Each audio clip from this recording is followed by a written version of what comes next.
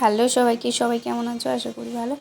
তো প্রায় 3 মাস পর আমি আর ভাই আজকে কলকাতা যাচ্ছি দিদির বাড়ি, দিদির বাড়ি। তো আমরা প্রথমে বাড়ি থেকে এসে সিউড়িতে স্টেট বাস ধরে পড়ে সোজা বোলপুর যাব। এই যে হাইওয়েটা দেখছো, এটা অনেক অবসানের পর হয়েছে। সিউড়িবাসীর কাছে এক নতুন স্বপ্ন, যাকে বলে স্বপ্ন সত্যি হয়েছে।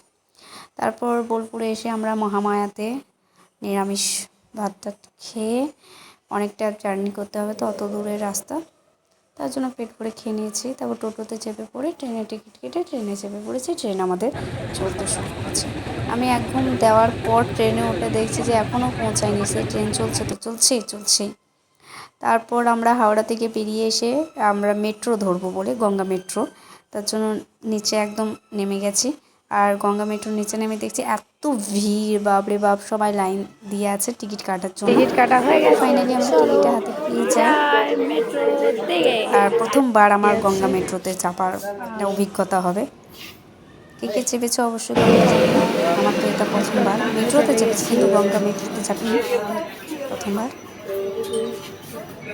আর এটা হচ্ছে গঙ্গার নিচ দিয়ে যাচ্ছে, এই নীলটা বোঝায় যে হ্যাঁ আমরা গঙ্গা এবার মানে জল পার হয়ে যাচ্ছে, এটা সিগন্যাল দেয় আর কি। আর মেট্রো থেকে জাস্ট ভিউটা দেখো, জাস্ট ওয়াও, খুব সুন্দর। আর মেট্রো খুব পরিষ্কার পরিচ্ছন্ন, মানে খুব, আমার তো খুব ভালো লাগে দেখতে, অপরন্ত সুন্দর। আর লিফটে আমার প্রায় নিচে যখন মেট্রো যাচ্ছে, এই লিফটে ওই লিফট করতে হচ্ছে, বেশ ভালো লাগে এই সিঁড়ি লিফটগুলো এসেছে। তো আমাদের চলে আসে, দাদা আমাদেরকে নিতে গিয়েছিল। তারপর গাড়ি থেকে দেখতে দেখতে আমরা চলে আসি দিদিদের বাড়ি। আর কি ব্যাপার একটা জানো তো, আমরা যেখানে আসছি দিদির বাড়ি, তো দিদি জানে না, দাদা সেটা জানে, দাদাকে বলা হয়েছে, দিদি জানে না, ওর কাছে সারপ্রাইজটা করেছে। আমরা এখানে এসেছি দিদির ঘর, তো দিদি জানে না, দাদা জানে। তো দিদিকে আজকে সারপ্রাইজ দেবো, তো দেখি ওকে ফোন করি, ও বিশ্বাস করে কি না। চল ফোনটা লাগা একবার, ফোনটা লাগাই। কি করছিস?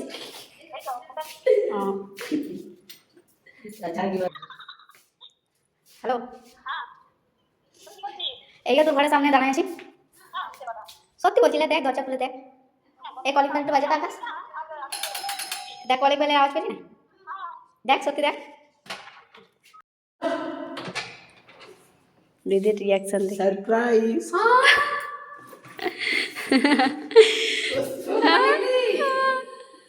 ঠিক আছে, আয়। তোর এসে কেমন লাগছে? অবাক হলি? হ্যাঁ, আমি অনেক অবাক। আর দাদা তুমি তো বলনি আমাকে। তো সারপ্রাইজ ছিল, কেন বলবো?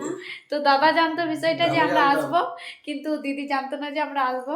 তো বিষয়টা ছিল সারপ্রাইজ, তো তার জন্য আর কি বলা, মানে দিদিকে বলা হয়নি। অনেকটাই মিল আসছে মুখে, 6টা 5 দিকে। তো ঠিক আছে, চলো ফ্রেশ হয়ে যাই, তারপর খাওয়া দাওয়া করি, তারপর তোমাদের সাথে দেখা হচ্ছে। দিদি এখানে একটা খাবার করেছিল যেটা খুব টেস্টি ভাত খেয়ে নিলাম, ওটা বেশি খাইনি, কারণ থেকে এসেছি।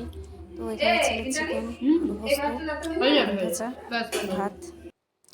আর আমার সব থেকে প্রিয় যেটা হচ্ছে এই ছোট্ট ছোট্ট মাছগুলো, আর মাছের সামনে ফুলগুলো রাখা থাকে, আর মাছগুলোর সাথে এসে পরে খেলা করছিলাম, বেশ ভালো লাগে এটা। তারপর এখানে একটা ভাত টাত খেয়ে হাঁচমলা খেলাম, ভাইয়ের সাথে ঝগড়া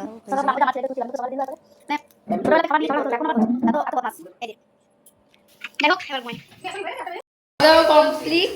এবার একটু ঘুমাই। সেই সকাল 9টার সময় বাড়ি থেকে বেরিয়েছি, কোনো রেস্ট হয়নি।